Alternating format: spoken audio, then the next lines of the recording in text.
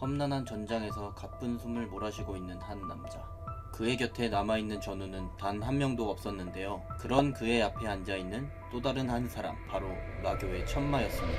그런 천마의 목을 치고 인생의 부질없음을 느끼며 쓰러지는 남자, 당대 최고의 고수인 매화검존 청명의 이야기.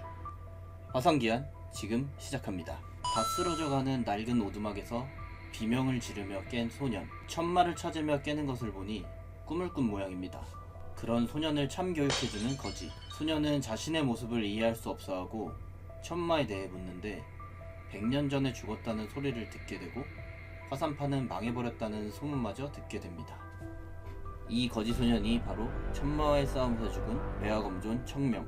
100년이 지난 후 환생하게 된 청명은 망해버렸다는 화산파를 보러 직접 찾아가려 하는데요. 매화검존의 경험으로 간단하게 무공을 조금 익혀준 뒤 찾아간 화산파. 하지만 그가 알던 화산파와는 조금 거리가 먼 모습입니다. 현판도 없어졌고 연무장 바닥에 깔린 청강석도 없어졌고 금천국마저 없어졌습니다. 또 화산파의 보물 암양백매화마저 팔아버렸다는데 열받은 나머지 장문인을 뵙게 해달라고 사정하는 청명. 입문을 하고 싶다고 말하는데 당연히 거절할 것이라고 생각했지만 대뜸 허락해버리는 장문인. 자신의 설계와는 조금 틀어졌지만 어쨌든 다시금 화산파에 입문을 하게 됩니다. 우복을 입고 서성거리는 청명에게 소리치는 다른 제자. 버르장머리를 고쳐준다는데요. 사원들을 예뻐해주려는 청명. 조금 무서운 청명의 표정입니다. 그렇게 사형들에게 불려간 청명. 냅다 주먹부터 휘두르는데 화산파에 들어온 첫날부터 서열 정리가 시작됩니다. 그렇게 3대 제자 서열 1위로 올라선 청명. 사형들에게 화산파의 소식들을 듣게 됩니다. 하지만 듣게 된 말들이 충격적이었는데요. 화산파가 이렇게 된 건 다름 아닌 매화검존 자신 때문이었죠. 다음날 열심히 검을 휘두르는 화산파 제자들. 말도 안 되는 이상한 검로를 보고 충격을 받은 청명은 화산파를 어디서부터 뜯어 고쳐야 할지 고민이 깊어집니다. 조걸 사형을 통해 다른 사형들을 묘시해 불러 모은 청명은 재물, 우화, 인재가 없는 화산의 현 상황에 자신이 인재가 되어 화산파를 고쳐내려고 합니다. 모인 사형들 역시 청명에게 박살이 나고 매일 새벽부터 불려나가 강제 단련을 시작하는데 아침 문안을 오지 않자 제자들의 나태함을 꾸짖으려는 운검. 제자들을 깨우려 갔지만 연무장에 널브러져 있는 제자들의 모습에 놀랐는데요. 그런 제자들은 운검보다 청명의 눈치를 보고 운검에게 한 달만 지켜봐달라고 부탁합니다. 화산파를 강호 제1의 문파로 만들어내려는 청명. 사형들 중 조걸과 윤종은 청명으로 인해 바뀌어가는 화산파를 보며 청명을 믿고 최선을 다하자는 마음가짐을 가지게 됩니다. 그때 시끄럽게 화산파를 찾는 사람들. 급기야 문을 부셔버리는데요. 바로 화산에게 돈을 빌려준 상인들이었습니다. 여유롭게 상인들을 맞이하는 장문인. 사실 여유로운 척 하는 거였죠.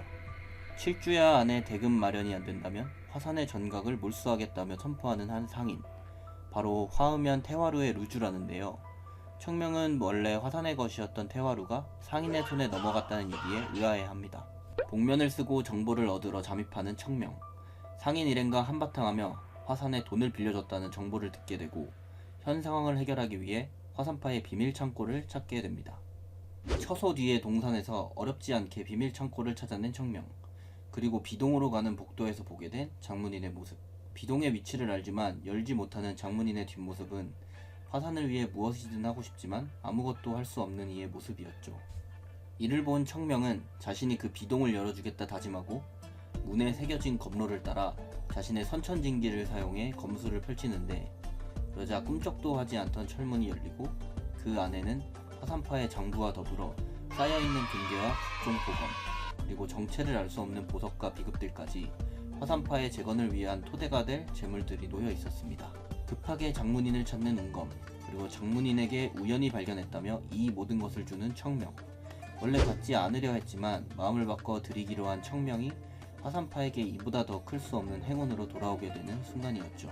당부를 얻은 장문인은 상인들을 소집합니다.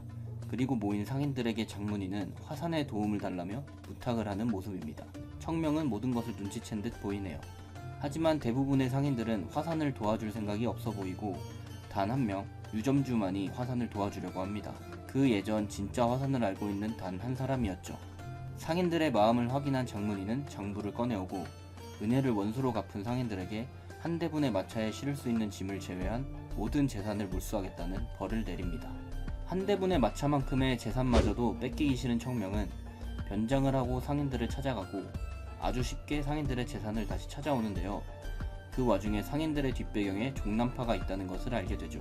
아무튼 매화검법으로 상인들의 주머니를 털어준 뒤 돌아온 청명. 청명이 온 뒤 무언가 바뀌고 있는 것을 직감하는 화산파의 제자들입니다. 이제는 밥에 고기 반찬도 나오기 시작하네요.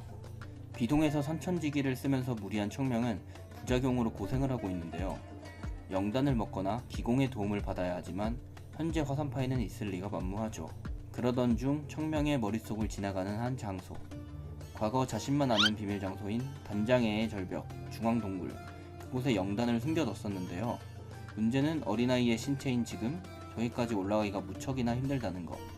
어떻게든 줄에 몸을 묶어 동굴까지 힘들게 도착한 청명. 자신이 과거에 꽁쳐둔 영단들을 찾게 되고 그대로 가부좌를 틀어 영단을 몸에 흡수시킵니다. 영단을 몸에 흡수한 뒤 몸 상태가 더욱 좋아진 우리의 주인공. 이제는 절벽을 뛰어다닐 정도의 몸 상태가 되어버렸네요. 한층 좋아진 몸으로 사형들과의 수련을 마치고 자신이 눈여겨본 사형들에게는 영단마저 나눠줍니다. 그렇게 화산파 키우기를 하던 중 큰 문제점이 생기는데요. 상인들을 내쫓은 뒤 점포 관리가 안 되었던 것이죠. 조걸은 황대인만 멀쩡해서도 괜찮을 것이라는데 황대인은 1년째 병상에 누워 의식이 없다는 이야기. 청명은 황대인의 증상을 듣고 마교의 짓이 틀림없다고 생각합니다. 그러더니 돈을 위해 자신이 해결해야 한다며 사형들에게 편지 하나 남겨두고 황대인을 찾아가게 됩니다. 이곳은 황대인이 있는 서안. 과거 청명이 일탈을 하러 자주 들렀던 곳이죠. 또한 종남파가 자신의 세력을 갖추고 있는 곳이기도 합니다. 별일이야 있겠냐고 대수롭지 않게 여기는 청명이지만 바로 나타나는 종남파 장로 김옥승. 황대인을 구할 방법은 제사뿐이라며 은하상단의 소단주를 협박합니다. 그 와중에 찾아온 청명. 소단주는 기쁜 소식에 달려나가는데 웬 어린애 하나가 서 있는 모습에 김옥승은 화산을 업신여기죠. 청명은 콧방귀를 끼며 자신이 황대인의 증상에 짐작가는 것이 있다고 하는데요. 김옥승은 어린아이의 말에 시간 낭비하지 말자고 하죠. 그러자 슬슬 성격 나오는 청명이 김옥승에게 시비를 걸고 화가 난 김옥승은 청명을 내쫓으려 하지만 황대인의 건강이 최우선이었던 소단주는 청명에게 몇 가지 질문을 하게 됩니다.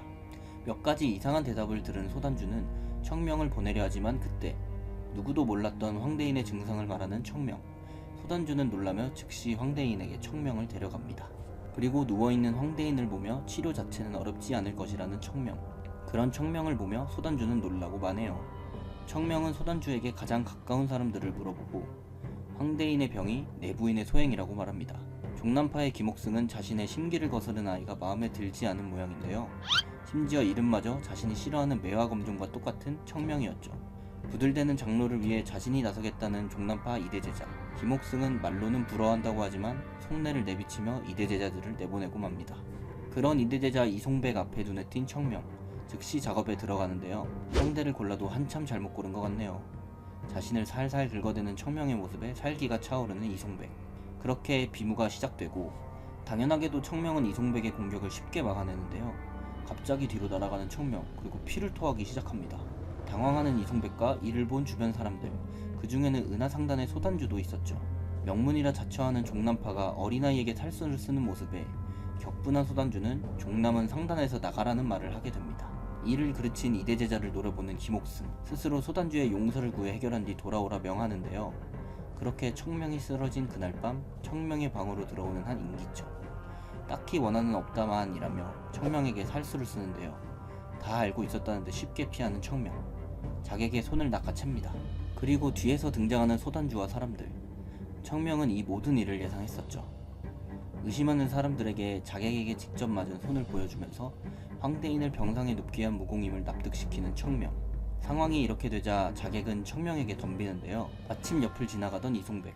청명은 자신의 손을 쓰지 않고 자객을 쉽게 잡아버립니다. 그리고는 소단주에게 보상을 요구하는데요.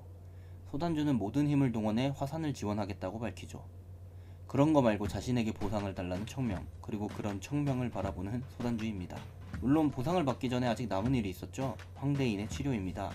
하지만 청명에게도 치료는 쉽지 않은 일이었는데요. 황대인의 몸속에 가득 들어차 있는 마귀를 밀어내려고 하는 청명. 마귀들은 청명을 피해 황대인의 머리 쪽으로 도망갑니다. 청명은 그런 마귀들을 자신의 몸속으로 받아내고 자신의 몸속으로 들어온 마귀들을 끝내 없애는 데 성공하게 됩니다. 그렇게 건강한 삶을 찾게 된 황대인. 은하상단은 빠르게 재정비를 하게 되고 청명도 황대인을 치료하고 마교와 얽히지 않았다는 것도 알게 됩니다. 은하상단은 약속한 대로 화산을 지원하겠다는 입장을 밝히게 되죠. 한편 7주야 동안 돌아오지 않는 청명을 기다리는 화산파 제자들과 장문인, 재경각주인 현영은 멋대로 나가 돌아오지 않는 청명을 엄하게 벌해야 한다며 소리칩니다. 그때 누군가 돌아왔다는 소리에 급히 나가보는 장문인과 사람들, 거기에는 태연하게 걸어들어오는 청명이 있었죠. 장문인은 청명에게 설명을 요구하고 납득시키지 못할 시 엄한 벌을 주겠다고 합니다. 청명을 대신해 말을 하는 사람은 바로 황대인. 자신의 목숨을 구해준 청명과 함께 화산파로 온 것이었죠. 청명은 자신이 황대인을 구하게 된 사연을 지어내서 얘기했고 화산파 장문인과 사람들을 납득시킵니다. 황대인은 화산에게 큰 은혜를 입었다며 은혜를 갚기 위해 화산을 후원하겠다고 말하죠. 자신의 모든 것을 화산에 걸어보고 싶다며 말입니다. 그 말을 듣고 날아갈 듯 기뻐하는 장문인과 화산 사람들, 청명은 이들을 보고 갈 길이 태산이라는 생각밖에 없네요. 회귀하기 전 자신의 사형이 생각나는 하루입니다. 황대인의 후원으로 인해 화산은 앞으로 돈 걱정 없이 지낼 수 있게 되었습니다. 단 황대인은 두 가지 조건을 말했는데요. 첫 번째 조건은 번 돈을 축적하지 말고 화산을 위해 사용할 것, 두 번째 조건은 3대 제자인 청명을 우대해 줄 것이었습니다. 어떤 우대를 해야 할지 막막하던 그때 재경각주인 현영은 궁핍하던 화산에 마늘 돈을 벌어다 준 청명을 이뻐하게 되고 돈이나 쥐어주라고 소리칩니다. 그런 재경각주를 보며 현타가 오는 장문인이죠. 황대인은 청명에게 종남과 척을 지고 화산을 지원하겠다는 입장을 밝힙니다. 경험이 많은 둘답게 서로에게 이득이 될 수 있는 방법을 찾느라 바빠 보이네요. 각고의 노력으로 화산에게 가장 큰 방해물이었던 가난을 치워낸 청명. 이제는 무학에 전념해야 할 때라고 생각하게 됩니다. 그 후 잔잔하게 흐르는 물처럼 화산의 시간은 평온하게 흘러갑니다. 물론 평온하지 않은 사람들도 있지만요. 오늘도 사형들과 죽음의 수련을 하고 있는 청명. 처음 할 때는 불만이 많았지만 막상 신체가 단련되자 실제로 검이 빠르고 날카로워지는 것을 느끼는 사형들. 다만 화산이 점점 상적 소굴처럼 변하고 있음은 부정할 수가 없게 됐네요. 사형들은 단련을 시키고 감쪽같이 사라진 청명. 회기자라는 것을 숨기기 위해 혼자만 아는 곳으로 가서 매일 단련을 하고 있었습니다. 야심한 새벽, 청명이 단련하려고 하는 공간에 누군가가 서서 검을 휘두르고 있는데요. 자세히 보니 여자입니다. 청명은 여인의 검에서 옛 화산의 검을 보게 되고 그 순간 여인은 청명을 발견해 검을 휘두르는데 가뿐하게 피해낸 청명. 이름을 물어보는 여인의 아름다운 모습을 보게 됩니다. 사실 이 여인의 정체는 화산파의 2대 제자인 유이설이었죠. 이렇게 이설과 청명은 서로의 존재를 알게 됩니다. 평범한 어느 날 식사 시간, 한숨을 몰아쉬는 사형들의 모습을 보게 된 청명. 사형들의 분위기가 바닥인 이유는 사숙들이 돌아오기 때문인데요. 정확히 말하자면 화종지회 때문이었죠. 화종지회란 화산과 종남의 비무대회를 말하는데요. 매번 종남에게 당하던 화종지회를 떠올린 사형들이었지만 종남과 비무를 한다는 말에 음침한 미소를 지어내는 청명입니다.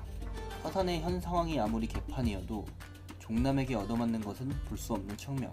화종지회 전에 사형들의 실력을 끌어낼 생각을 하게 됩니다.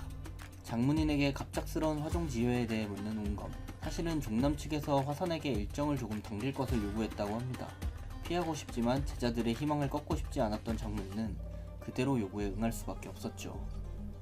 사형들의 현재 실력으로는 종남을 절대 이길 수 없다는 것을 알고 있는 청명. 때문에 사형들에게 가르침을 주려고 합니다. 사형들을 모으게 한 뒤 한 번씩 죽어보자는 말을 하며 조걸에게 비무를 요청합니다. 자신은 진검으로 내려치기만 사용한다는 조건이었죠. 조걸은 시작하자마자 사심없는 검으로 청명을 상대하는데요. 그런 조걸을 보며 재능을 인정하는 청명. 하지만 아직 청명의 상대가 될 리가 없죠. 그런 조걸에게 내려치기를 보여주는 청명, 곧바로 쓰러지는 조걸입니다. 그렇게 다른 사형들과도 한바탕 비무를 한 뒤 사형들에게 왜 자신을 이길 수 없었는지 물어보는데요. 대답을 들은 뒤 자신이 사용한 내려치기를 배우기 위해 내려치기 만번부터 시작하자는 청명. 그렇게 사형들을 단련시켜 놓고 다시 한번 자신의 단련을 위해 숲으로 들어갑니다. 이렇게 청명이 단련에 열심인 이유는 회기 전 자신의 상대였던 천마 때문인데요. 자신이 그때의 천마보다 더 강해지지 않는다면 다시 모두를 잃게 될 것이기 때문에 더욱 강해지기를 원하는 청명입니다. 강한 일념으로 매화검법을 단련하는 청명과 그 모습을 숨어서 지켜보고 있는 이설. 이설은 왜인지 청명 앞에 나서고 청명의 검이 매화의 검인 것을 알고 있는 눈치인데요. 청명은 엮이기 귀찮은 이설을 피해 도망쳐버립니다. 그런 청명의 뒷모습을 보며 어딘지 모르게 아쉬워하는 이설이네요.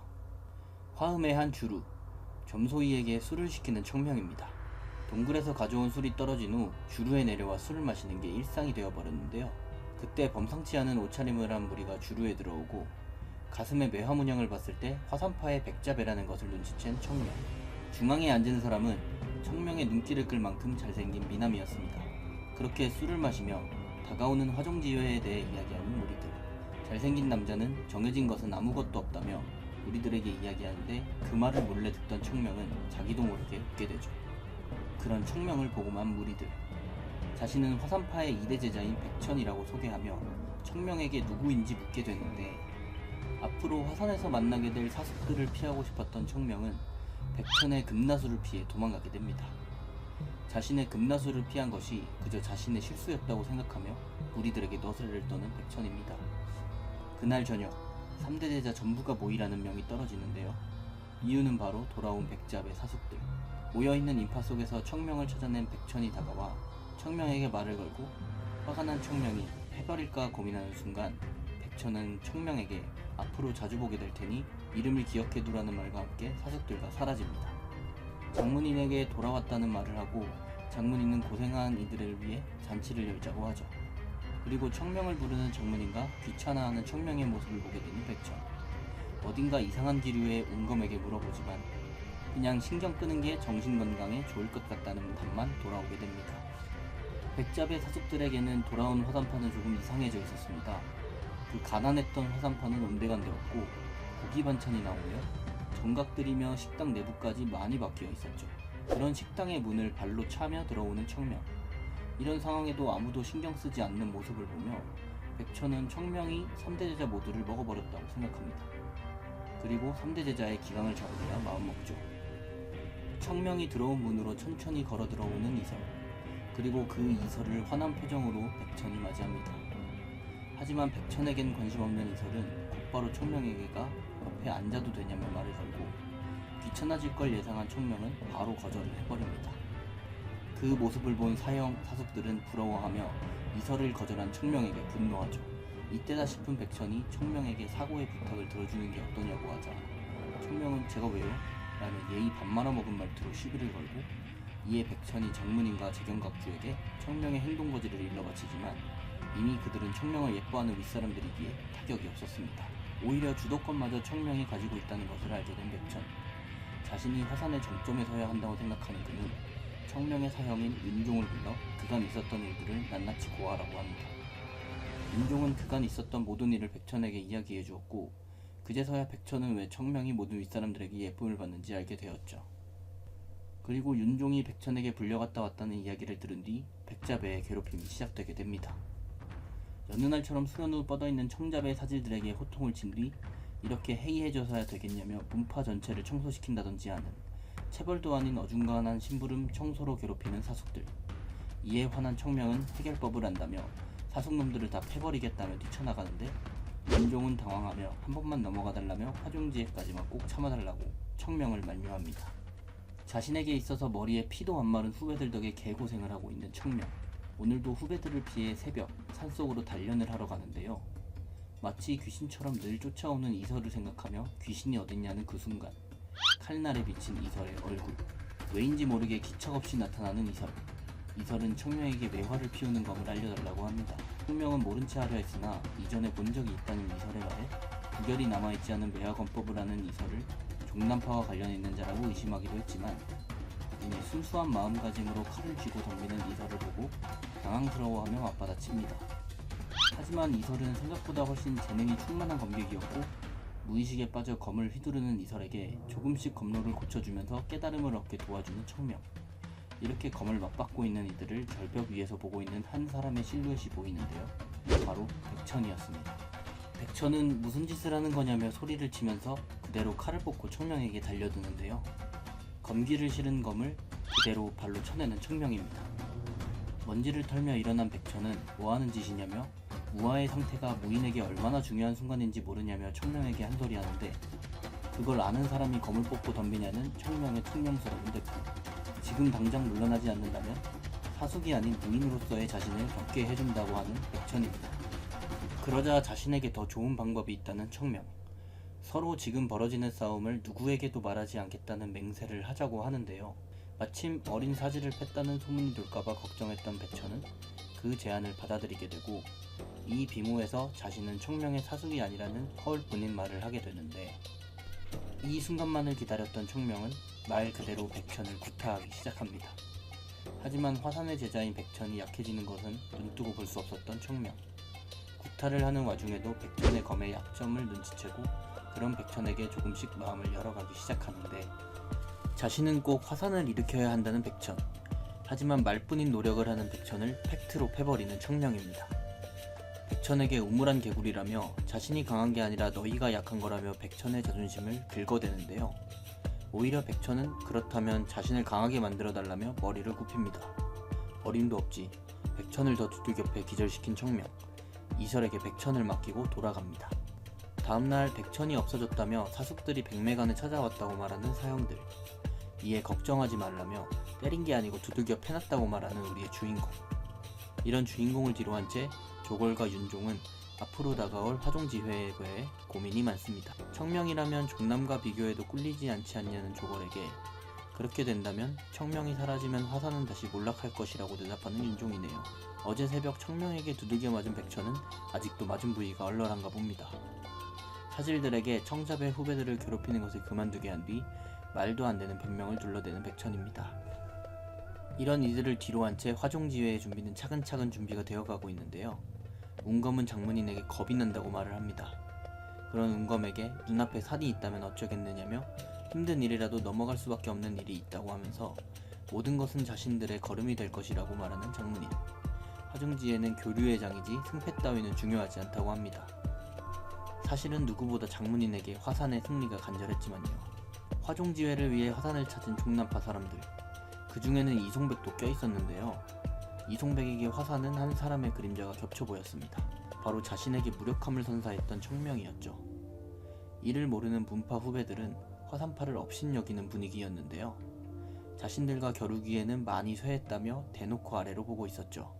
이에 화산의 진짜 힘을 마주한 이송백은 상대를 너무 얕보지 말라며 망신을 당할 수도 있다고 조언하지만 후배들은 오히려 화산에게 당한 이송백마저 한심하다는 듯 대답을 하며 화종지회를 위해 화산파로 향하게 됩니다. 이렇게 약소문파였던 화산파를 강호 제1의 문파로 키워내고 있는 회기자 청명의 이야기를 담고 있는 네이버 웹툰 화산귀환. 무협 웹툰을 보는 사람이라면 누구나 한 번은 봤을 작품인데요. 뒤에 내용이 궁금하시다면 네이버 웹툰에서 화산귀환 54화를 참고하시길 바랍니다. 이상 웹툰 소환사였습니다. 감사합니다. 화창한 날씨에 무리면 본부. 화려하고 맛있어 보이는 음식들이 보입니다. 그리고 그 가운데 당장이라도 부서질 것 같은 의자에 걸터 앉은 이 남자. 그가 바로 무림맹 맹주 후공인데요. 후공과 농담을 나누는 제갈해. 둘의 사이가 꽤나 각별해 보입니다. 그리고 자신의 통통한 매력을 어필하는 후공. 제갈해는 후공과 함께 했을 때 기분 좋게 웃을 수 있었습니다. 환하게 웃는 제갈해가 소식을 전해준다고 하는데요. 좋은 소식과 나쁜 소식 두 가지가 있다고 하네요. 첫 번째로 좋은 소식은 농림왕의 소 방목 성공이라는 소탈한 내용. 두 번째 나쁜 소식은 바로 검성이 움직였다는 내용입니다. 검성은 무림맹으로 향하는 것 같은데요. 검술에 굉장한 조예가 있는 검성이 왜 무림맹으로 오는 걸까요? 바로 후공을 만나러 오는 것이었습니다. 어떻게 할 거냐는 제갈해에게 도망갈 거라는 후공. 장남인지 진담인지 무림맹주의 자리도 넘길 것이라고 하는데요. 제갈해는 그런 후공의 검술을 보고 싶은 눈치입니다. 사실 모습은 이렇게 보여도 후공은 천하제일인이었는데요. 지금은 살이 쪄서 걷는 것도 쉽지 않다고 하네요. 그런 후공에게 어디로 도망가든 따라간다고 하는 제갈해입니다. 그렇게 대화를 하던 중 갑자기 무언가를 느낀 후공. 어디선가 느껴지는 검성의 힘. 검성은 사람들을 무자비하게 베어내고 있었는데요. 마치 주화인마에 든 것 같은 모습이었죠. 사실 검성은 후공과도 친분이 있는 고고한 성품의 검사였는데요. 검성의 위치를 알아낸 후공이 천장을 뚫으며 날아갑니다. 그 시각 검성은 사람들을 학살하고 있었고 고고했던 그의 인품은 온데간데 없어 보였습니다. 그가 주화인마에 빠진 이유는 후공에 대한 질투심. 절대강자인 후공이 있는 한 자신은 언제나 겸허했어야 했다고 말합니다. 그렇게 후공의 그림자에서 마에 빠져버린 검성. 이제는 사람들을 베어내면서 즐거움을 느낍니다. 그렇게 폭주하고 있는 검성. 그때 후공의 기운이 검성을 덮치기 시작하고 순식간에 검성의 양팔을 잘라버리는데요. 후공의 기운은 너무나도 강인해 보였습니다. 자신의 옛 친구였던 검성을 내려다보는 후공, 그리고 자신의 질투심의 대상인 후공을 올려다보는 검성. 그렇게 검성은 후공의 손에 최후를 맞이하고 옛 친구를 자신의 손으로 처리한 후공은 공허함을 느낍니다. 검성의 최후를 보면서 생각에 잠기는 후공. 후공은 반년 전에 있었던 일을 꿈으로 꾸었던 것인데요. 자신이 누워있는 공간이 자신의 집이 아님을 깨닫습니다. 그렇게 침대에서 일어나는 후공이지만 뭔가 이상한데요. 자신의 몸 상태가 정상의 상태가 아님을 눈치채고 거울을 보면서 놀라는 후공입니다. 거울 속에는 원래 자신의 몸이 아닌 젊지만 병약한 몸이 있었고, 후공은 이것이 혼을 바꿔치기 하는 환혼이라고 확신하는데요. 하필 이런 병약한 몸으로 환혼당해 억울해합니다. 그리고는 자신의 원래 몸이 걱정되기 시작하는데요.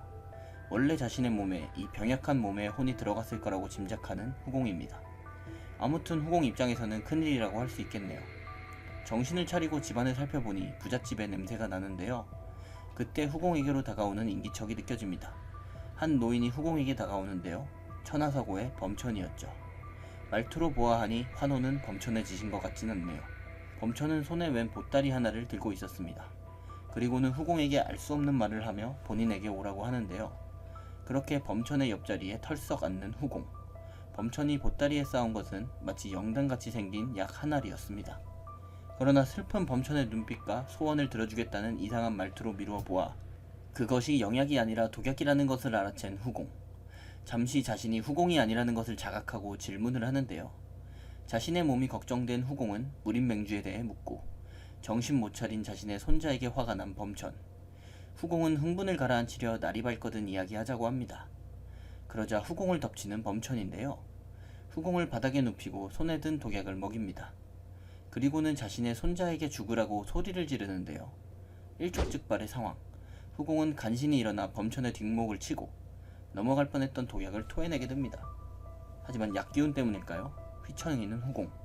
그렇게 바닥에 쓰러지면서 의식을 잃은 것만 같습니다. 바닥에 쓰러진 후공을 이상한 눈빛으로 쳐다보는 범천인데요. 후공은 위기를 감지하고 최후의 비책을 사용하려고 하고 즉시 할아버지를 외치며 살고 싶다고 합니다. 그 모습을 본 범천. 뭔가 이상하다 생각해 의원을 부르게 됩니다. 그 시각 다른 곳에서 눈을 뜬 한 사람. 바로 환혼이 된 진짜 후공의 몸이었는데요. 환혼이 되었다는 사실을 알고 있는 것 같습니다. 그리고는 칼을 뽑아 바로 목에 들이미는데요. 난리가 난 무리맹 본부입니다. 후공의 소식을 들은 제갈해는 충격에 빠지게 되죠. 환혼이 된 후공은 자결을 한 것이었습니다. 한편 독약을 먹고 쓰러진 후공. 생명에는 지장이 없다고 하는데요. 후덕했던 후공이라고는 생각할 수 없을 만큼 수척한 모습. 그리고 쓰러진 손자의 모습을 보며 생각에 잠긴 범천입니다. 누워있는 후공에게 문병을 오는 사람이라고는 형제들, 그리고 자신에게 독약을 준 범천뿐이었죠. 후공은 천하서고에 뭔가 변고가 있다고 생각합니다. 천하서고의 대공자 범항은 늘 죽음을 갈구했던 인물. 천하서고의 이런 암울한 분위기는 범항 때문이었죠. 후공은 자신이 범항의 몸에 들어온 이유를 알아내려고 합니다. 그러기 위해 병약한 범항의 몸을 회복시키고 누가 자신에게 이런 일을 꾸몄는지 알아내 복수를 다짐합니다. 그런 생각 중 누군가가 자신을 보고 있는 걸 눈치채는데 그 사람은 바로 범항의 시녀인 송화였죠. 하지만 범항의 몸에 들어온 후공은 누군지 알 리가 없습니다. 아무튼 배가 고픈 후공은 송화에게 죽을 끓여오라고 하는데 별거 아닌 일 같지만 송화의 반응이 심상치 않습니다. 아무래도 환혼 전 범항에게 당한 사람이 많아 보이네요. 그리고는 송화는 범항에게 울면서 말을 하는데 아무튼 배가 고픈 후공은 밥이 먹고 싶기만 합니다.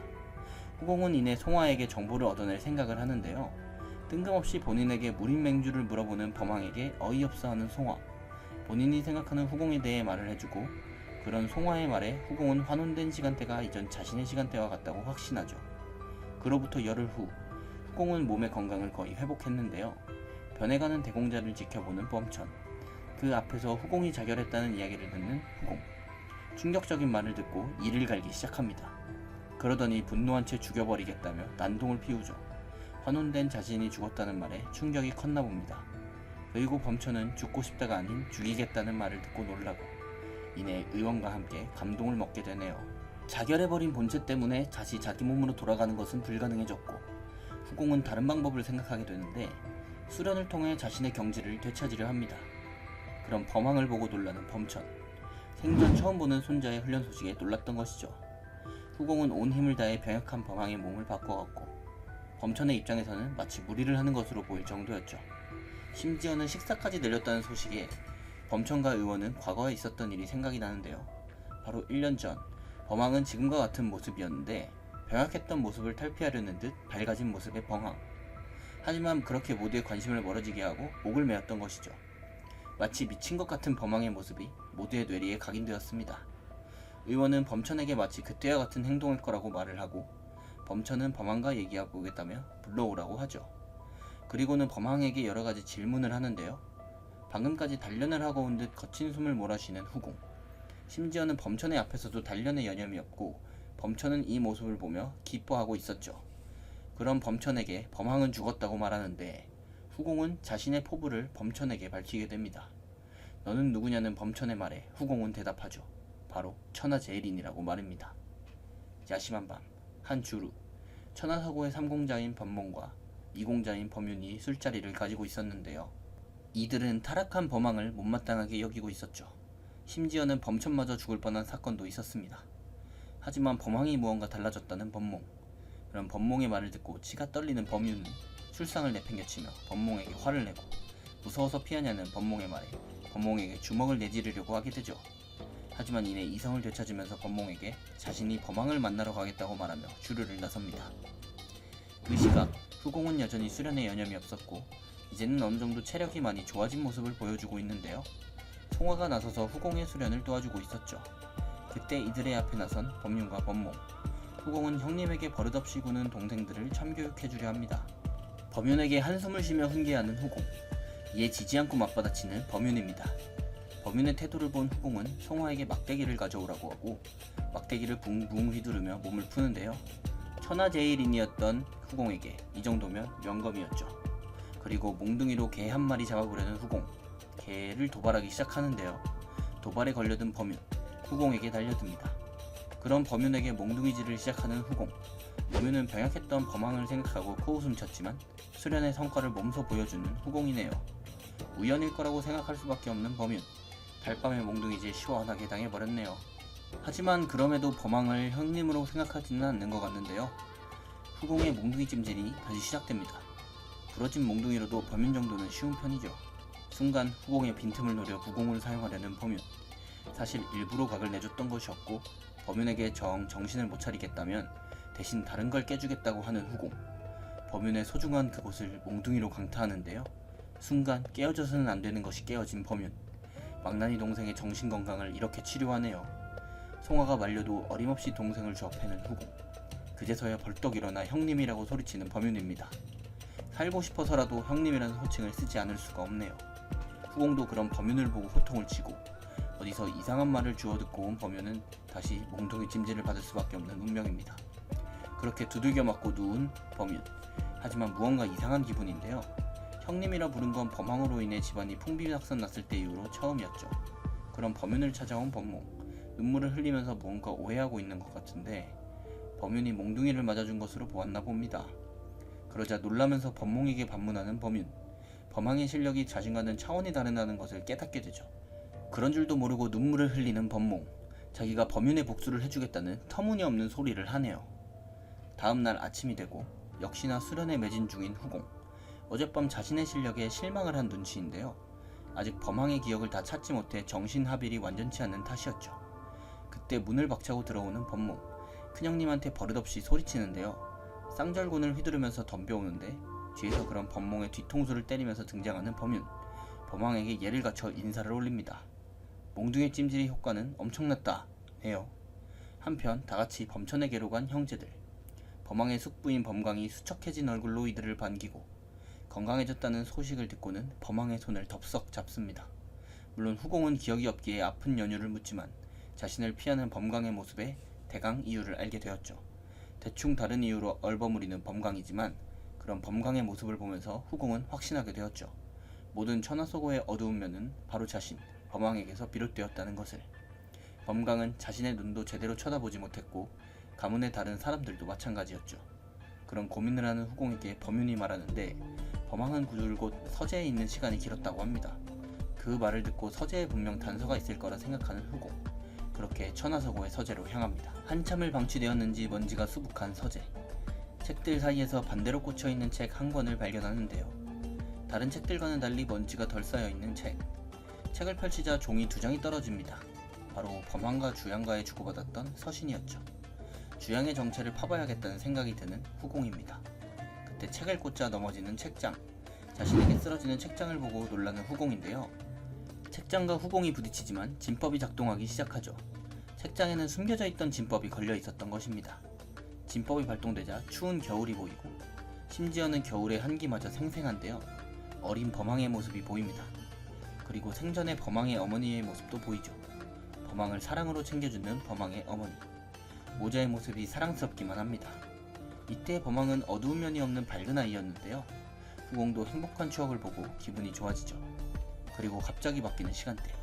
범황의 어머니는 건강이 안 좋아 보이는데 범황을 곁으로 부릅니다. 몸이 아픈 어머니를 보며 눈물을 흘리는 범황. 그 모습을 보고 잊고 있던 범황의 기억을 떠올리는 후공입니다. 다시 장면이 바뀌고 이번엔 집안인데 엎드려서 눈물을 흘리고 있는 범천의 모습. 범황의 아버지는 아내가 죽은 뒤 얼마 안가 죽었고 가문의 모든 이들이 이 모습을 보게 되었던 것. 그리고 어린 범황 또한 이 모습을 보게 되었고 그렇게 범황의 멘탈은 완전히 나가버렸죠. 범황은 그 이후 자결을 시도하게 되었던 것입니다. 진법이 끝나자 후공의 몸에 범황의 기억이 전부 돌아왔고 이후 눈물을 흘리면서 서재에서 깨어나게 된 후공. 후공의 주위에 가문의 사람들이 와 있었고 범천은 혹여나 예전에 범황이 될까 걱정하는 모양입니다. 그런 범천에게 걱정하지 말라며 말하는 후공. 그들은 범황의 기억이 돌아오는 것에 걱정이었지만 범황의 모든 기억을 가진 후공은 사람들을 안심시킵니다. 이제는 완전히 새로운 사람으로 바뀌어버린 범황. 범황의 기억을 되찾은 뒤 처음 맞는 아침. 본격적으로 후공은 내공을 쌓기 시작합니다. 그는 천하서고의 범황으로 살 생각이 없었죠. 돌아온 천하서고의 대공자가 된 후공입니다. 진법으로 철통 같은 보안이 되어 있고 각종 영역과 비급이 있는 천하서고는 후공에게는 천국이었고 후공은 가문의 일부터 천천히 처리하기 시작합니다. 가문의 중심에는 가문을 휘어잡고 있는 총관 곽도가 있었죠. 곽도에게 과한 신뢰를 주고 있었던 가문의 사람들. 이상한 낌새를 눈치채고 곽도의 권한을 줄이려 합니다. 그리고 송화를 시켜 글을 쓰는 후공. 주양을 만나고 싶다는 글을 시켜 쓰게 하죠. 며칠 뒤 천하서고에서 지독한 냄새가 나기 시작하고 무슨 일인지 동생들에게 묻는 후공. 진법에서 뭔가 일이 벌어진 것 같네요. 부몽에게 진법을 고치라 명합니다. 객잔으로 향한 후공. 식사를 하려는데 마침 객잔에 서문세가와 염화각의 공자들이 있군요. 그때 큰 소리가 나기 시작하는데 웬 남자가 밥그릇에 모기가 들어있었다며 소리치는데 주인장에게 열량을 뜯으라고 하는 걸 목격하게 됩니다. 그 남자 앞으로 다가가는 송화. 그리고 남자에게 돈을 내미는데요. 시끄러운 게 싫었던 후공이 돈을 그냥 준 것이었죠. 그러자 어거지를 부리는 남자. 순간 후공의 표정이 일그러지고 송화가 남자에게 주먹을 날리는데 순식간에 남자를 제압하는 송화입니다. 객잔 바닥에 남자를 내동댕이 칩니다. 그리고는 가게 주인에게 돈을 주며 객잔을 나서는데 아까 맞았던 남자의 일행들이 기다리고 있습니다. 누구 짓이냐고 묻는 남자의 말에 지체 없이 송화를 가리키는 후공. 그렇게 양 진영 간 싸움이 시작됩니다. 소란스러운 밖을 쳐다보는 공자 일행. 그 사람들 사이에서 범황의 얼굴을 발견하는데요. 공자들은 후공에게 찾아와 인사를 하고 후공 역시 적당한 변명을 대며 인사를 나누죠. 병약하다는 천하서고의 대공자를 본 이들은 놀랍니다. 후공이 이러고 있는 동안 송화는 고생이네요. 아무튼 공자 일행에게 무례미의 정세를 듣는 후공. 자신을 좋게 평가해보자 따공을 날립니다. 후공과 만난 공자들은 다시 밝게 변한 대공자의 모습에 반하게 되죠. 그렇게 다시 천하서고로 돌아온 후공. 악취를 잡았는데 땅속에서 무언가 나왔다고 하는데요. 당장 그것을 가져오라고 소리칩니다. 사실 악취의 원인인 육각망은 이무기류의 약물이었는데요. 하지만 육각망의 악취는 매우 고약해서 그것을 섭취하기가 힘들다는 게 단점이었죠. 즉시 육각망을 물고 뜯는 후공. 그 역시 악취에 힘들어하지만 내공 증진을 위해 꾹 참고 먹습니다. 후공은 다른 약물 2개도 찾아 먹으려는 생각을 하게 되죠. 그렇게 육각망을 섭취하고 운기를 하는 후공입니다. 후공은 새로 생긴 2 아우들의 존재가 마음에 드는 모양이네요. 내공이 증진된 후공은 교릉을 실험해보려 하는데요. 뼈를 자유자재로 수축시키는 무공이죠. 타인에게 사용했을 시 큰 효과를 볼 수 있습니다. 그때 대공자를 찾아온 호위대주. 그를 맞이한 후공은 이유를 묻고 그러더니 자신을 적극적으로 돕겠다고 하는 호위대주입니다. 뭔가 이상한 낌새를 눈치채는데요. 호위대주는 이 상황을 위해 호위무사들을 이미 따로 모아놨었죠. 갑작스럽게 대공자를 공격하는 대주. 뒷배가 있을 거라는 짐작에 누구냐고 묻고 말을 듣지 않자 한바탕 하려고 일어납니다. 그리고 공격해오는 대주의 검을 전부 피해내는데요. 대주가 필사적으로 공격해보지만 먹혀들지 않고 대주는 이에 내공을 모으면서 기회를 엿보는데 내공을 사용한 공격마저 전부 무의로 돌아갑니다. 예상하지 못한 대공자의 몸놀림에 놀라는 대주. 그리고는 기다려줬던 반각이 지났다고 하는 후공인데요. 대주의 몸에 내공으로 점혈을 가하는데 교릉을 사용해 대주의 몸을 찌그러뜨렸던 것이죠. 천하제일인의 모습이 잠깐 보이는 후공입니다. 이제는 고깃덩이가 된 대주를 보고 놀라는 아우들. 대주는 늦어버린 사과를 후공에게 전하지만 어림도 없죠. 대주의 입에서 나온 뒷배는 바로 총관. 그리고 가문에 여러 사람이 가담되어 있었고 후공은 즉시 총관을 잡아들이려 하는데 빠르게 수뇌부인 총관을 잡을 계획을 세웁니다. 호위대가 모여있는 연무장. 갑자기 무언가 떨어지고 그것은 핏덩이가 된 대주였죠. 그때 그들 앞으로 나서는 후공과 범육. 가담한 자들의 표정이 일그러지는데요. 총관에게 가담한 자들은 쉽게 제압했습니다. 총관은 그새 천하서고의 재산을 반이나 빼돌렸네요. 그때 대공자 앞으로 와 무릎을 꿇는 한 사람. 그는 호위대인 종무극이었죠. 그의 가족을 인질로 협박하는 후공. 종무극에게 총관을 잡아오라고 합니다. 그날 밤 한적한 연못의 정자.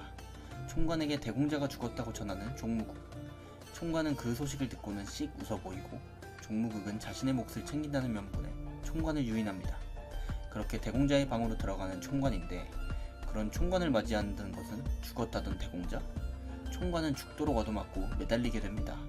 마도나 농림에 버금가는 죄인 대우를 보여주는 후공. 그리고 총관에게 사건의 전모를 물어봅니다. 총관의 뒷배에는 흑단이라는 조직이 있었죠. 흑단은 서문세가와 청월문이 비밀리에 결성한 조직이라는 걸 들었습니다. 그들은 천하세고를 멸하려는 계획을 가지고 있었죠. 이 계획을 들은 후공은 증거를 찾으라 명했지만 종무극이 총관의 집을 다녀와 후공에게 말하는데 이미 집은 어지럽혀 있었고 증표는 사라졌다고 합니다. 후공은 호위들을 시켜 세간에 소문이 퍼지게 했고 이내 청월문의 장문인인 천하서고를 찾아오게 되는데요. 진법으로 가려져 있는 천하서고의 입구를 찾는 두 사람, 바로 청월문의 장문인 반광과 그의 딸이었죠. 그들이 근처에 도착한 것을 눈치챈 후공은 전음을 하고 그제서야 숨겨져 있던 서고의 정문이 나타나게 됩니다. 반광은 호탕하고 시원한 성격의 인물이었는데 이상한 웃음소리를 가지고 있네요. 웃긴 웃음소리를 보는 범천만 죽을 노릇입니다. 후공은 그를 보고 의심을 거두게 되죠. 아끼는 딸까지 데려왔다는 건 역시 결백의 증거기도 했습니다. 그렇게 반광의 딸 반교인과 아우들에 대하여 끼는 후공. 반교인은 천하서고에게 호감을 가지고 있었죠. 후공은 반교인에게 서문세가의 정보를 듣게 됩니다. 그렇게 청월문의 장문인과 그의 딸이 떠나가고 후공은 서문세가의 마수였음을 깨닫게 됩니다. 가문의 설비를 더욱 철저하게 손보게 되고 총관에게로 향하는 후공. 총관에게 의미 없는 몇 개의 질문을 한 뒤 조심스럽게 무언가 일을 꾸미는데요. 그리고는 별일 없을 거라며 사라집니다. 그리고 다음날 호위가 다급하게 후공을 찾는데 바로 총관이 발작을 일으켰다는 것이었죠. 이는 전부 후공이 안배한 일이었는데요. 지난밤 후공은 이 모든 일을 위해 계획을 하죠. 교릉을 그간 이성까지 연습한 후공은 총관에게 후열법으로 교릉을 시험할 생각을 합니다. 그렇게 서문세가를 향한 화살은 쏘아졌죠. 서문세가의 근거지인 안위 북부. 천하서고에서 보낸 서신이 도착해 있는데요. 서문세가의 대공자는 기분이 좋아 보입니다. 천하서고가 받은 답장을 보고는 범천은 대노하고 후공은 씩 웃으면서 예상했다는 듯한 반응. 후공은 잠시 송화가 객잔에 들리는데요. 그런 이들을 지켜보고 있는 사람이 있었으니 바로 개방의 거지들이었죠. 그때 이 개방의 거지들이 무언가를 보고 놀라는데 자명수를 써 안 보이는 자신들을 보고 웃는 대공자의 모습이었죠. 대공자를 쫓아온 개방의 거지들. 다짜고짜 와서 왜 쳐다보고 그냥 가냐고 시비를 걸죠. 이들의 정체를 이미 알고 있던 후공은 대충 변명을 하고 이에 거지는 언제 본 적이 있지 않냐고 묻습니다. 사실 후공의 환원 이전 개방 방주의 제자로서 그를 만난 적이 있었죠. 그때도 정신 못 차리고 시비를 거는 추운게 개방 방주에게 두드려 맞은 기억이 있네요. 지금은 개방에서 입지가 좋은 인물이 되었죠.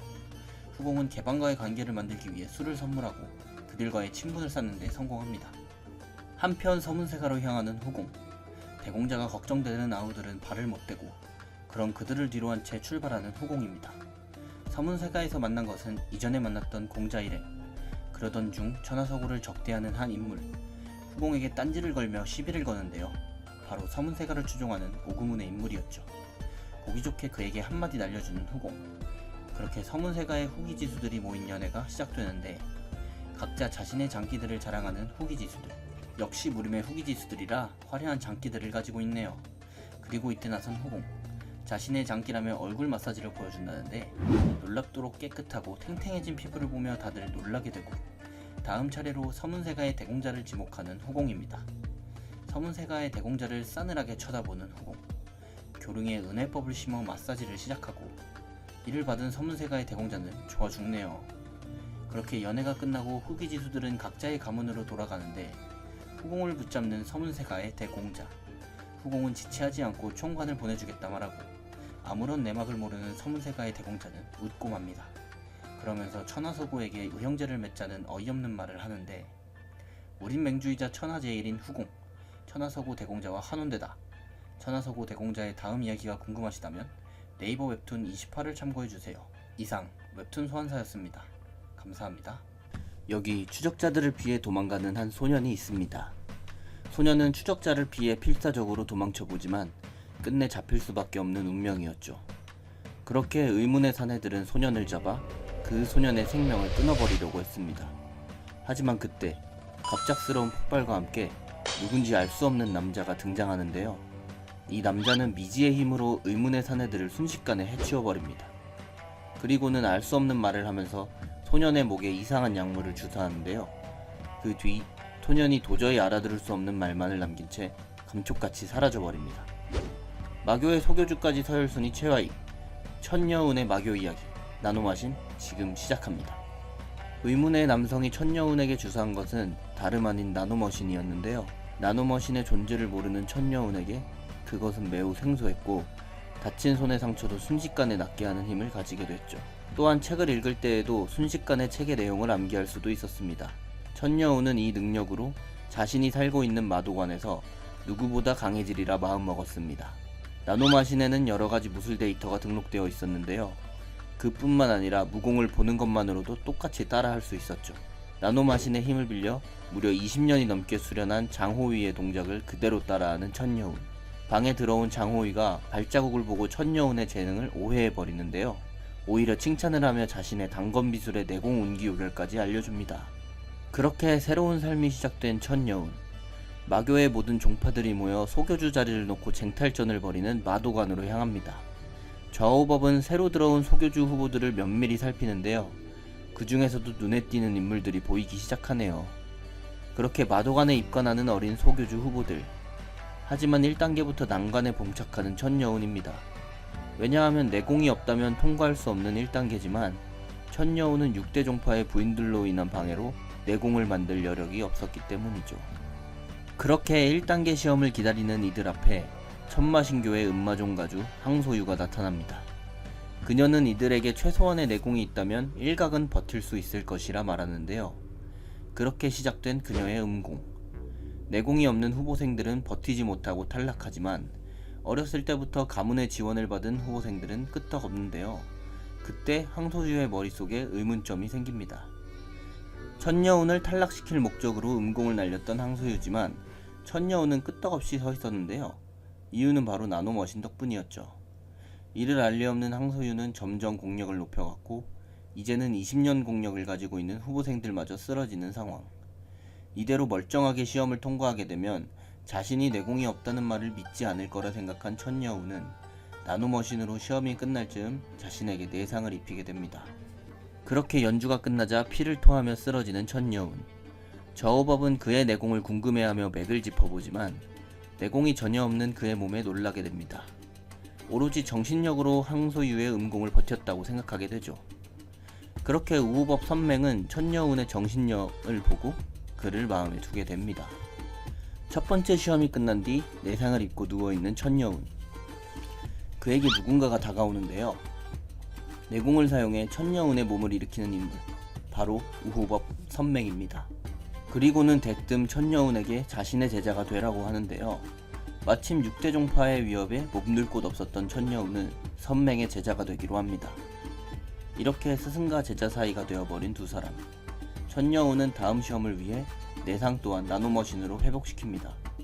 다음 단계의 시험에서는 무공교두들이 전술과 진법을 가르쳐준다고 하네요. 야심한 새벽, 천여운의 의원으로 누군가가 찾아오고 문을 거칠게 발로 차면서 들어옵니다.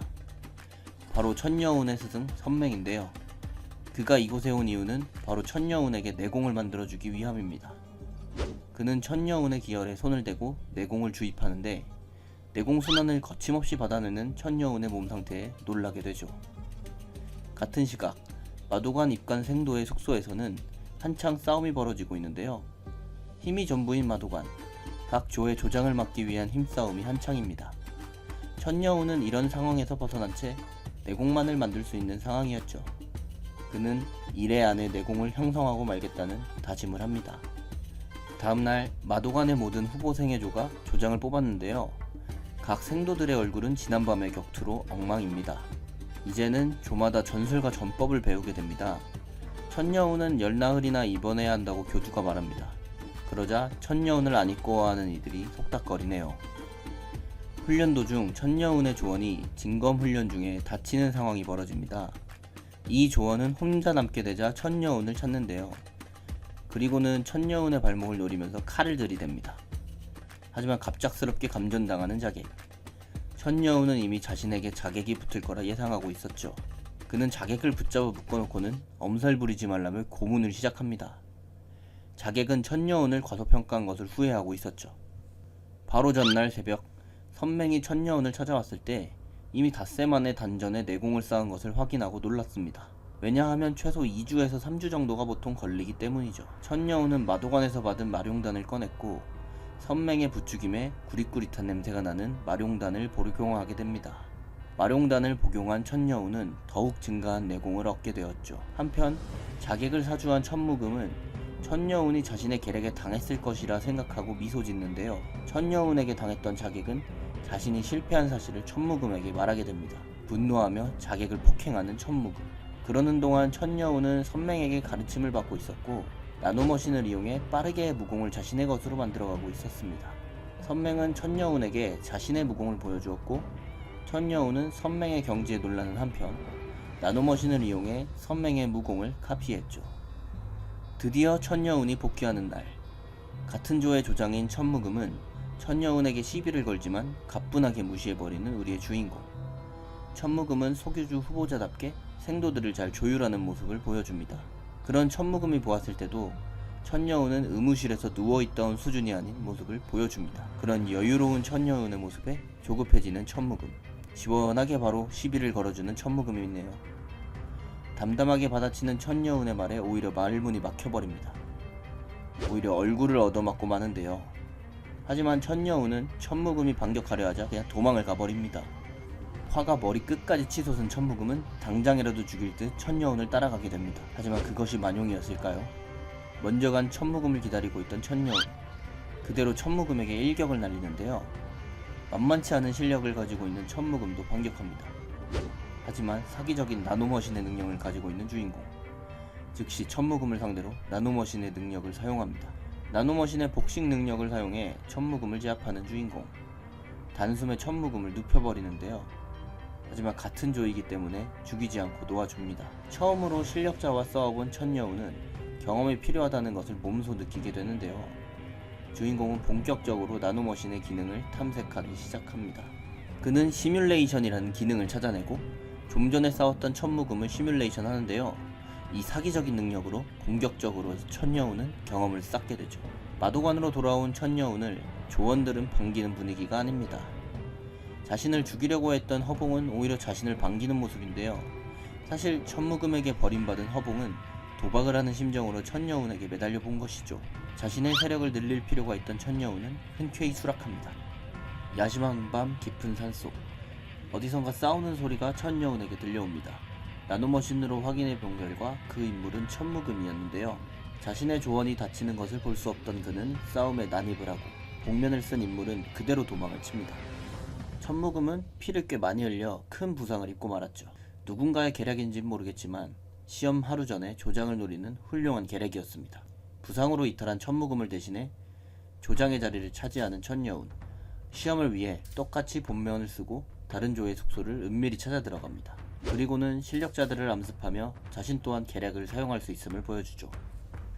다음날 시험은 시작되고 양 조가 격돌하는데 나노머신을 이용한 폭넓은 전술을 보여주는 천여운. 상대방 조장인 천원녀를 상대로 좋은 모습을 보여줍니다.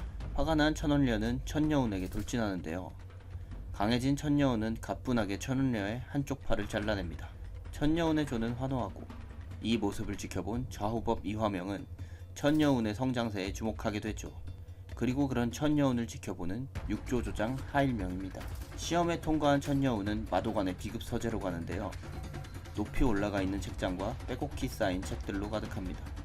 여기서 주인공은 나노머신의 힘을 사용해 많은 책들을 전부 스캔하기 시작하죠. 그리고 서재의 중앙, 우뚝 솟은 석판을 발견합니다. 그곳을 지키는 호위무사는 그것이 천마교의 계파조사가 남긴 비석이라고 하는데요. 심지어 그 비석은 웬만한 내공 없이는 검으로도 흔적을 남기기가 힘든 청옥석이었죠. 비석의 반대편에 나 있는 날카로운 검은을 본 천여운은 무언가 의심스러운 모습의 나노머신으로 분석을 해보는데요. 그 검은을 새긴 인물의 검수를 시뮬레이션 하는데 성공하게 되죠. 이렇게 비급 서재에서 말도 안 되는 기현을 만나 또 한 번 성장하게 되는 우리의 주인공. 2단계 시험 이후 개인 연공실에서 자신의 초식들을 단련할 계획을 세우게 됩니다. 서재에서 나오는 천여운의 앞을 가로막는 한 인물, 바로 육조조장 하일명이었는데요. 천여운을 노려보는 하일명과 그런 하일명을 귀찮아하는 천여운, 한바탕 싸움을 할 것 같은 분위기입니다. 그때 이 둘 사이를 가로막고서는 한 사람이 등장합니다. 바로 도마종의 천유찬인데요. 하일명은 자신의 앞을 가로막은 천유찬을 그대로 공격하지만 너무나도 쉽게 자신의 공격을 흘림과 동시에 반격을 하는 천유찬. 그리고는 천여운에게 반가운 듯 말을 거는데요. 속내가 있음을 눈치챈 천여운은 그런 천유찬에게 되려 호통을 칩니다. 그러자 천여운에게 자신의 도망조공 밑으로 들어오라는 말을 하는 천유찬. 천여운은 앞길이나 막지 말라며 시원하게 뱉어버립니다. 그런 천여운을 비웃으며 자신의 내공을 자랑하며 떠나버리는 천유찬이네요. 2단계 시험을 마치고 개방된 개인 연공실. 하지만 조금 작은 넓이의 연공실이었죠. 나노머신을 사용하는 천여운에게는 큰 상관이 없었습니다. 나노머신을 사용해 연공실에서 시뮬레이션을 하는 천여운. 시뮬레이션에 이어 자신의 근육마저 머신으로 변환시킵니다. 변환된 신체를 사용해보는데요. 연공실의 벽을 강하게 쳐보지만 그대로 벽이 뚫리면서 옆방의 하일명을 덮쳐버리네요. 그날 저녁 식사를 마치고 연공실로 다시 향하는 천여운. 그의 앞에 연파라고 하는 생도가 다가와 대련을 청하는데요. 자신을 이긴다면 3단계 시험에 대한 정보를 준다고 하는 연파. 말과 동시에 자신에게 돌격하는 연파를 단 하나만에 제압해버립니다. 연파는 천원녀와 싸우는 천여운의 모습을 보고 자신도 수십 초씩은 겨룰 수 있을 거라 생각했지만 오산이었죠. 연파를 제압하고 3단계 시험에 대한 정보를 듣는 천여운. 그리고는 자신을 수하로 써달라고 하는 연파인데요. 그런 연파에게서 천유찬의 모습을 본 천여운은 거절해버립니다. 돌아온 연파의 말을 들은 천유찬은 천여운의 실력에 이해할 수 없어 하죠. 연공실의 벽을 2번이나 부순 천여운 때문에 상관에게 붙들려 훨씬 넓은 4단계 시험 후 사용할 수 있는 연공실로 오게 되죠. 이전보다 넓은 연공실의 공간에 즉시 증강현실 대련을 펼치는 천여운. 자신의 스승인 선맹의 데이터를 사용해 단련을 합니다. 사흘 뒤 마도관 대연무장. 연무장 앞을 마도관 교두들이 쭉 들어차 외우고 있습니다. 그 맨 앞에 서 있는 무공교두 호진창의 모습도 보이네요. 이번 시험은 바로 이 교두들을 이기고 노란 명찰을 받는 것입니다. 소교주 후보생들은 어렵지 않게 교두들을 상대로 좋은 모습을 보여주네요. 천여운 역시 바로 교두와 겨루는데요. 바로 교두를 향해 난입하는 천여운. 교두를 뛰어넘는 모습을 보여주면서 무공교두에게 절망감을 안겨줍니다. 그렇게 손쉽게 교두를 꺾은 천여운. 그의 앞에 많은 인파가 몰리기 시작하는데요. 이들은 전부 천여운의 조에 들어오고 싶어하는 후보생들이었죠. 천여운은 그런 생도들에게 자신은 그저 조언이 아닌 함께 피를 흘릴 수 있는 동료를 찾는다고 합니다. 많은 인파 중 이런 천여운의 조건에도 남은 여러 명의 생도들은 천여운에게 충성을 맹세하죠. 식당에서 밥을 먹고 있는 한 생도, 그리고 그런 그에게 접근하는 천여운인데요. 뭔가 둘 사이에 오해가 있는 것 같습니다. 사실 알고 보니 그가 독에 중독되어 있는 것을 눈치챈 천여운이 말해준 것이었죠. 사실을 알고 나서 목숨을 구해준 천여운에게 감사함을 표현하는 백기. 천여운은 백기가 중독된 독의 출처를 알고 있는 듯한 분위기였습니다. 그런 천여운에게 독의 출처를 알려주는 천무금. 그저 독마종과 천여운의 싸움을 부추기라는 목적이었네요. 야심한 밤 천여운은 독의 출처를 뒤쫓고 있습니다. 뒤를 밟힌 독마종 천종섬은 놀라는데요. 백기의 중독을 알리자 사악하게 웃는 그입니다. 그리고는 천여운의 아픈 과거를 얘기하는 순간 날라오는 주먹. 천여우는 참지 못하고 바로 천종섬을 때리고 마는데요. 너무 순식간에 일어난 일이라 정신을 못 차리는 천종섬. 소교주 후보자답게 곧바로 반격을 시작하지만 어림도 없이 바로 주먹을 잡히고 마는데요. 자신의 주특기인 독을 천여운의 얼굴에 맞춘 천종섬. 천여운의 얼굴이 도끼에 산화되어 버리나 싶지만 그가 가진 나노머신의 힘으로 곧바로 회복되는 모습입니다. 그런 천여운의 모습에 놀라 쓰러져 버리고 마네요. 그리고 그런 천종섬의 손을 발로 으깨어 버리는 천여운. 천종섬은 자신이 어쩌다가 이런 꼴이 되어버렸는지 생각하며 쓰러집니다. 하단전이 파괴된 천종섬은 중독 현상이 일어나고 있었고 그가 죽게 되면 난처해지는 천여운은 어떻게든 살려내려고 합니다. 나노머신을 사용해 해독제를 제조하는 천여운. 그렇게 천종섬을 살려내며 사건은 일단락되지만 천종섬과의 일전 그리고 이후의 일들로 그저 힘만이 아닌 자신의 세력이 있어야 함을 뼈저리게 느끼는 천여운입니다. 다음날 좌우법 이화명은 천종섬의 단전을 패한 천여운을 불러냅니다. 그렇게 천여운은 노란 명찰을 반납하고 5일간 구금동에서 면벽 수련을 하게 되죠.